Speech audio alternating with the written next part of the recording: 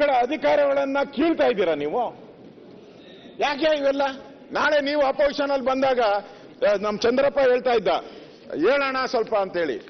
ನೀವು 189 ಇದ್ರಿ 1989ನೇ ಇಸ್ವಿಯಲ್ಲಿ 189 ಸೀಟ್ ಗೆದ್ದಿದ್ರು ಕಾಂಗ್ರೆಸ್.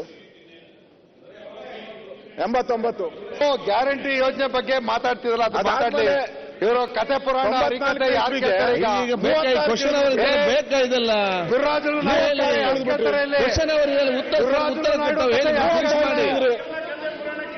ಅದರಿಂದ ಇಲ್ಲಿ ನಾವೇ ಪರ್ಮನೆಂಟ್ ಗೂಟ ಯಾರು ಇಲ್ಲ, ನಾವೇ ಪರ್ಮನೆಂಟ್ ಗೂಟ ಇಲ್ಲ. ಅದಕ್ಕೋಸ್ಕರ MLAಗೆ ಪ್ರಜಾಪ್ರಭುತ್ವದ ಹಾದಿಯಲ್ಲಿ ನಡೆಯುವಂತ ನಾವೆಲ್ಲ ಎಲೆಕ್ಟೆಡ್ ಮೆಂಬರು.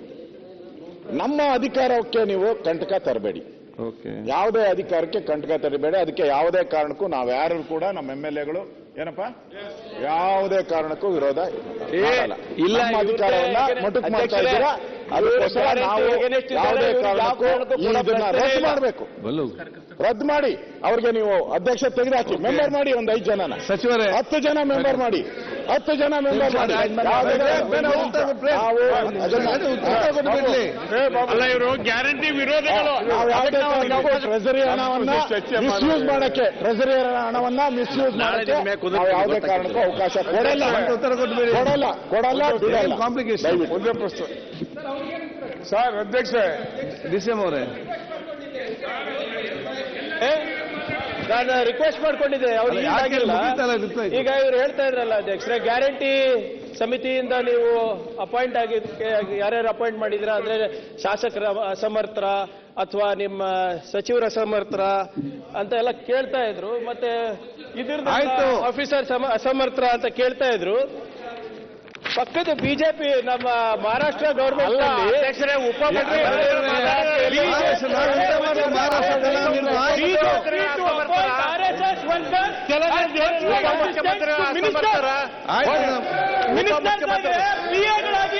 ಮಹಾರಾಷ್ಟ್ರ ನಾವೆಂತ ಮಾಡಿಲ್ಲ ಗೌರ್ಮೆಂಟ್ ಅಲ್ಲಿ ಇದಕ್ಕೆ ಸ್ಯಾಲ್ರಿ ಯಾರು? ಬಿಜೆಪಿ ಅಧ್ಯಕ್ಷರು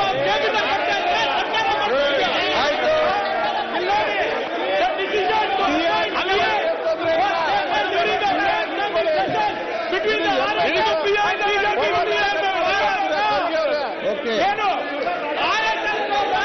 ನೀವು BJP PM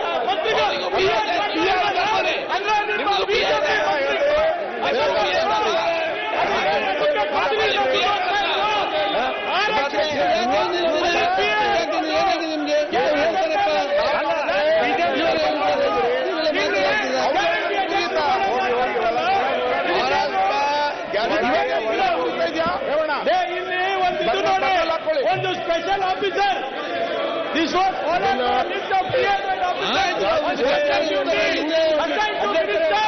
approved by chief minister Devendra Fadnavis. ಏನಿದು? ಆಯ್ತು,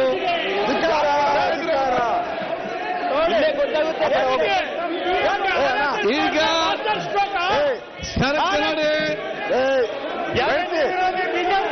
ಸರ್ಕಾರ ನೋಡಿ ಬಡವರ ವಿರೋಧಕ್ಕೆ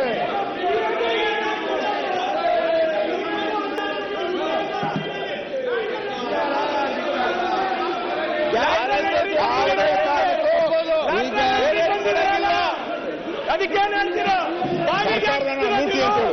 ಸರ್ಕಾರ